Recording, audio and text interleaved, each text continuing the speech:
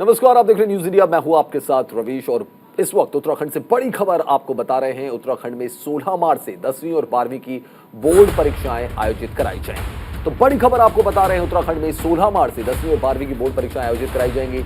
शिक्षा मंत्री ने परीक्षाओं की तारीखों का ऐलान कर दिया है। अब आपको संख्या भी बता देते हैं कि कितने छात्र इस बार परीक्षा देंगे।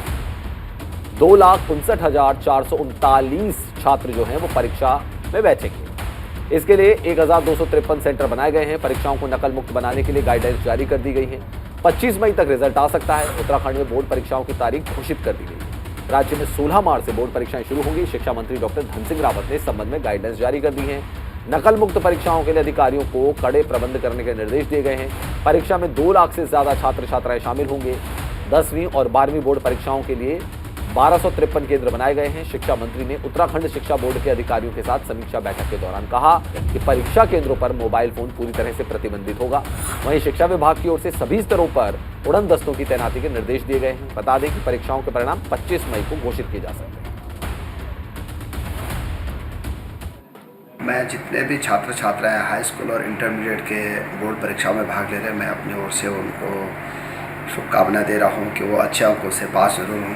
और साथ में कल मैंने एक समीक्षा बैठक की है। लगभग 2.5 लाख से ज़्यादा छात्र छात्राएं इस बार हाई स्कूल और इंटरमीडिएट के बोर्ड की परीक्षाएं दे रहे हैं। हमने 3 चीज़ें रखी हैं कि पहले तो एक तो नकल विहीन परीक्षाएँ होनी चाहिए। दूसरा यह है कि जितने भी संवेदनशील और अति संवेदनशील केंद्र हैं वहाँ पे पर्याप्त जो है व्यवस्था, चाहे पुलिस की हो चाहे विभाग की ओर से, उसकी भी व्यवस्था वहाँ पे रखी जाएगी। तीसरा यह है कि जो हमारे परीक्षा केंद्र हैं, इस बार हमने कहा है कि प्रत्येक परीक्षा केंद्र में उड़न दस्ते जरूर जाएंगे ताकि कहीं भी कोई दिक्कत हो तो तुरंत उस पर जो है कार्रवाई की जा सकती है। और हमारे साथ हमारे सहयोगी हितेश त्यागी जो है वो सीधा जुड़ चुके, सीधा रुख करते हैं हितेश, तारीख घोषित कर दी गई है, साथ ही साथ कुछ गाइडलाइंस भी घोषित कर दी है धन सिंह रावत ने। जी बिल्कुल, देखिए 16 मार्च से यह हाई स्कूल और इंटर की जो बोर्ड परीक्षा है वो शुरू हो जाएंगी और ये 2.5 लाख से ज्यादा बच्चे हैं जो इस परीक्षा में हिस्सा लेंगे और 1250 परीक्षा केंद्र है उत्तराखंड के अंदर जो उत्तराखंड सरकार ने बनाए हैं।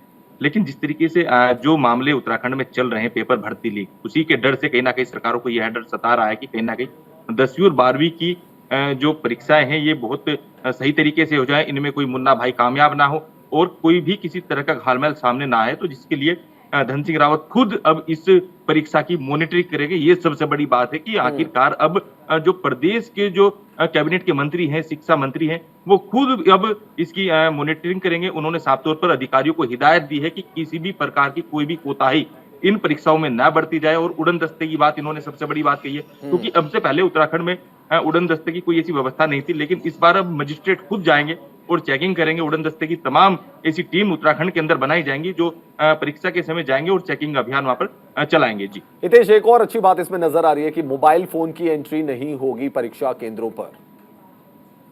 जी बिल्कुल, देखिए मोबाइल फोन हो या फिर लैपटॉप हो या फिर कैलकुलेटर हो, कोई भी ऐसा उपकरण जिससे कोई भी मतलब टेपिंग का कोई मामला सामने आए या नकल का मामला सामने आए, तो कोई भी ऐसा कार्य धन सिंह रावत या फिर उनका विभाग नहीं करना चाहता है कि जिससे उन्हें परेशानियों का सामना करना पड़े। क्योंकि लगातार प्रदेश कई सारी समस्याओं से का सामना करना पड़ रहा है प्रदेश को। कई ऐसे नकल माफियाओं की जो चंगुल में ये सब चीजें आई हैं, तो उनसे बाहर निकलने के लिए बहुत सख्त चीजें धन सिंह रावत ने इसमें कही हैं। तो कहीं ना कहीं जिस तरीके से जो भी चीजें अब आने वाली परीक्षाओं में है, तो साफ तौर पर उन्होंने ये भी कहा है कि जितने भी सेंटर बनाए गए हैं वहां पर 1 घंटे पहले जो छात्र छात्राएं वो समय से वहां पर पहुंचे। जी हितेश, एक बड़ा सवाल ये भी है कि हाल के दिनों में हमने देखा है कि पेपर लीक होते हुए नजर आए और इसको लेते हुए ऐसा लग रहा है कि सरकार अब मुस्तैद नजर आ रही है, क्योंकि हाल की जो घटनाएं हुई है उससे सरकार की काफी ज्यादा किरकिरी हुई है।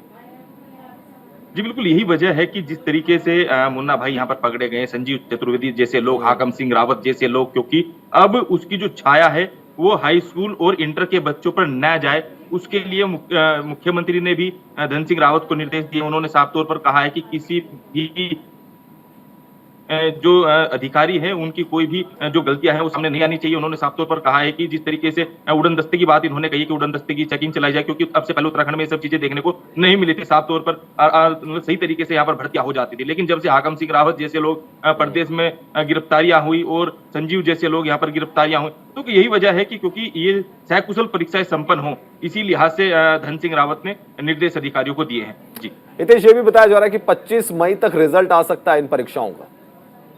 जी बिल्कुल, उत्तराखंड की यही एक खास वजह रही है, क्योंकि जब उत्तराखंड में हाई स्कूल के या इंटर के एग्जाम होते हैं तो ज्यादा समय यहाँ पर नहीं लिया जाता है। 1 से 1.5 महीने के अंतराल में यहाँ के रिजल्ट घोषित कर दिए जाते हैं। तो 25 मई के आसपास यहाँ पर हाई स्कूल और इंटर का रिजल्ट यहाँ पर घोषित कर दिया जाएगा। जी चलिए हितेश, बहुत शुक्रिया आपका तमाम जानकारी देने के लिए। बात उत्तराखंड के बजट सत्र की करते हैं जो कल से शुरू हो रहा है। 13 से 18 मार्च तक गैरसैंण में आयोजित होने वाले बजट सत्र को लेकर विधानसभा अध्यक्ष रितु खंडूरी गैरसैंण पहुंच गई। इस दौरान उन्होंने विधानसभा भवन और सभा मंडप के साथ साथ अन्य व्यवस्थाओं का भी जायजा लिया। रितु खंडूरी ने जिलाधिकारी चमोली और पुलिस अधीक्षक से बजट सत्र को लेकर तैयारियों की जानकारियां ली और जरूरी दिशा निर्देश दिए। विधानसभा अध्यक्ष रितु खंडूरी ने कहा कि गैरसैंण में पेश होने वाले बजट से लोगों को जिस तरह की उम्मीद है बजट उससे बेहतर होगा। ये बजट प्रदेशवासियों के हित में होगा। उन्होंने कहा कि इस बार बजट सत्र के दौरान स्थानीय महिलाओं द्वारा स्वयं सहायता समूह के माध्यम से स्थानीय उत्पादों का स्वाद भी लोगों तक पहुंचाया जाएगा।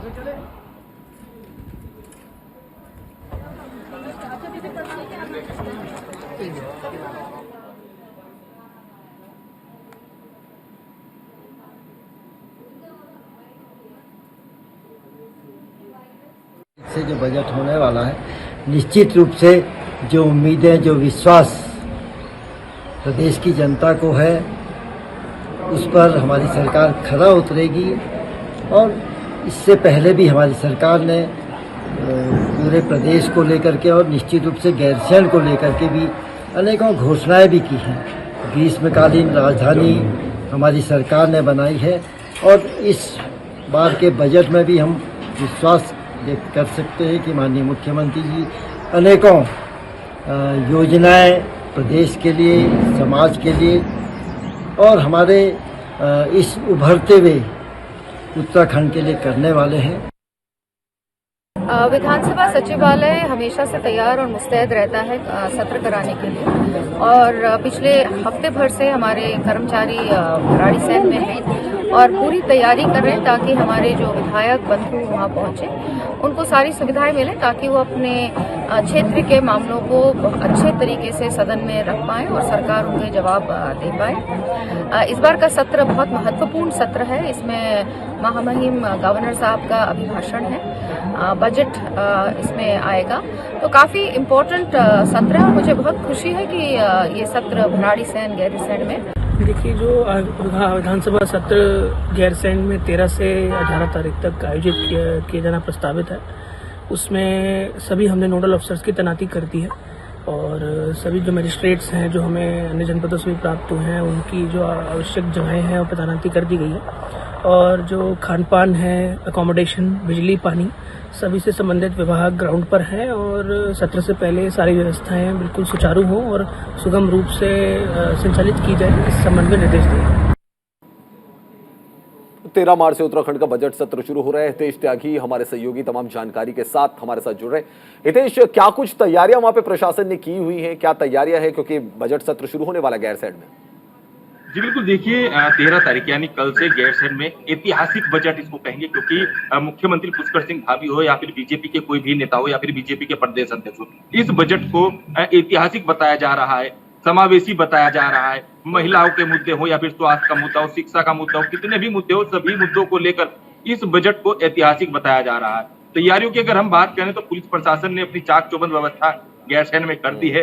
नोडल अधिकारियों की जो तैनाती है वो वहां पर कर दी गई है और विपक्ष के लिहाज से भी वहां पर अतिरिक्त फोर्स वहां पर तैनात कर दी गई है, क्योंकि कांग्रेस का भी बहुत बड़ा मुद्दा है। अंकिता हत्याकांड को लेकर कांग्रेस पार्टी विधानसभा में पुरजोर तरीके से सत्ता का घेराव करने वाली है, तो विधानसभा के बाहर भी घेराव देखने को भारतीय जनता पार्टी की सरकारों को मिलेगा। तो कहीं ना कहीं यही वजह है, क्योंकि जिस तरीके से मुख्यमंत्री पुष्कर सिंह धामी लगातार कह रहे हैं कि जो गैरसैंण में बजट सत्र आने वाला है, ये बहुत बड़ा ऐतिहासिक बजट सत्र होगा। अपने आप में समावेशी बजट है, क्योंकि इसमें जो सबसे बड़ी बात है वो है यूनिफॉर्म सिविल कोड। इस बजट सत्र में इस प्रस्ताव पर भी पटल पर रखा जाएगा और इस पर मोहर लग सकती है। जी हितेश, अगर हम बजट की बात करें, उत्तराखंड में हाल के दिनों में हमने देखा है कि जोशीमठ की जैसे घटना हुई, वहां पर दरारें देखने को मिली घर में और घरों में, और साथ ही साथ अगर हम मार्ग की भी बात करें, नेशनल हाईवे की भी बात करें, तो वहां पर भी कई जगहों पे दरारें देखने को मिली थी। तो ये भी एक बड़ा मुद्दा रहेगा इस बार बजट सत्र में। जी बिल्कुल, देखिए क्योंकि जिस तरीके से जोशीमठ में दरारों के मामले सामने आए, भू धसाव के मामले आए, लोगों को काफी सारे नुकसान का सामना वहां पर करना पड़ा, और सबसे बड़ा कारण बताया जा रहा है कि आलवेदर रोड, जिसकी वजह से चट्टान खिसकी है और आने वाले समय में चार धाम की यात्रा भी शुरुआत होने वाली, तो उसके लिहाज से भी मुख्यमंत्री पुष्कर सिंह धामी लगातार इस पर वर्क कर रहे हैं। लेकिन जिस तरीके से मुआवजे की अगर हम बात करें, अभी चंद ही लोगों को वहां पर मुआवजा मिला है, सभी लोगों को भी मुआवजा नहीं मिला है। उसके लिए नया रोड मैप भी मुख्यमंत्री पुष्कर सिंह धामी ने तैयार कर लिया है, क्योंकि जिस तरीके से जैसे जैसे लोग वहां पर चिन्हित किए जा रहे हैं, हजारों की संख्या में ऐसे परिवार है जिनको मुआवजा देना है और भारी रकम उनको दी जा रही है, ऐसी बात नहीं है। लेकिन जिस तरीके से वहां पर अभी जो स्थानीय जो लोग हैं, जो वहां पर वास्तव में बहुत ज्यादा परेशान हैं, जिनको दिक्कतों का सामना करना पड़ रहा है, जिनके जो गाय हैं, भैंस हैं, घोड़े हैं, कचरे हैं, जो भी इन सब चीजों के अभाव में, घास के अभाव में भी उनको पूरी चीजें नहीं मिल पा रही, तो उनके लिए मुआवजा जल्द से जल्द कैसे दिया जाए, उसको लेकर भी यहाँ पर प्रस्ताव आ सकता है। जी हितेश, ये तो बजट सत्र की बात हुई, लेकिन अगर हम पर्टिकुलरली बजट की बात करें,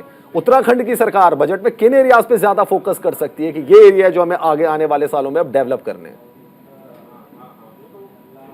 देखिए, जोशीमठ सबसे बड़ा, क्योंकि चार धाम को लेकर लगातार इसमें बजट आ सकता है, क्योंकि चार धाम एक ऐसी चीज है, देश दुनिया से लोग उत्तराखंड का रुख करते हैं, तो वहीं जोशीमठ का सबसे बड़ा मामला यहाँ पर सामने आ रहा है, क्योंकि जोशीमठ को लेकर इसमें बजट आ सकता है और ज्यादा से ज्यादा बजट इसमें जोशीमठ के लोगों के लिए यहाँ पर आ सकता है। तो यही वजह है, क्योंकि चार धाम में जिस तरीके से रोड का मामला है, क्योंकि अभी रोडें पूरी तरीके से ठीक नहीं हुई है, उनको सही कैसे किया जाए, वहां पर स्वास्थ्य की जो सुविधाएं वो कैसे सही की जाए, वहां पर जो जलपान की व्यवस्थाएं हैं जो सुचारू रूप से कैसे सही की जाए, इनको लेकर बजट आ सकता है।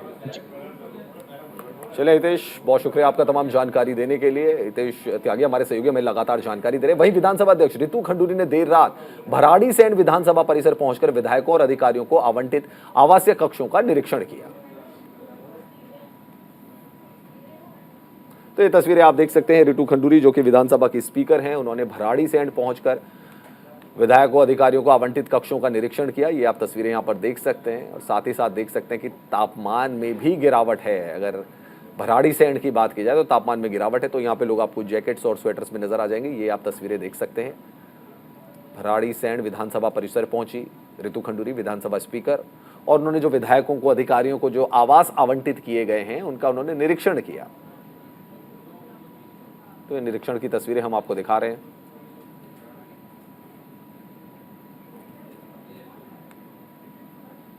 अब बात करते हैं आपदाग्रस्त जोशीमठ ने केंद्र सरकार से जोशीमठ के लिए 3000 करोड़ रुपए के आर्थिक पैकेज की मांग की है। दरअसल राज्य सरकार ने जोशीमठ के लिए आर्थिक पैकेज का अनुमानित प्रस्ताव केंद्र को भेजा है। सूत्रों से मिली जानकारी के मुताबिक राज्य सरकार ने केंद्र को जोशीमठ के लिए 2000 करोड़ रुपए का आर्थिक पैकेज दिए जाने का प्रस्ताव भेजा है, जिस पर कांग्रेस ने सवाल उठाए हैं। जोशीमठ आपदा प्रभावित क्षेत्र के उपचार और प्रभावित लोगों के पुनर्वास के लिए 2000 करोड़ रुपए के प्रस्तावित पैकेज को कांग्रेस ने नाकाफी बताया है और उनका कहना है कि कम से कम 3000 करोड़ रुपए का पैकेज होना चाहिए।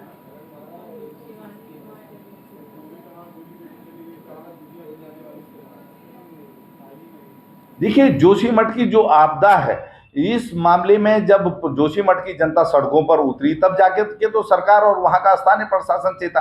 कांग्रेस पार्टी तो शुरू दिन से कह रही थी कि जोशीमठ की आपदा को केंद्र सरकार द्वारा राष्ट्रीय आपदा घोषित किया जाना चाहिए और 3000 करोड़ का पैकेज जो है जोशीमठ के लिए घोषित किया जाना चाहिए। अब 3 महीने बाद जो है राज्य की सरकार जाग रही है और अब जाके प्रस्ताव केंद्र को भेज रही है। तो कांग्रेस पार्टी पहले दिन से क्या गलत कह रही थी? अगर आपको इतने विलंब से ही काम करने हैं तो आपके डबल इंजन की जो बात आप करते हैं उसका राज्य को क्या फायदा?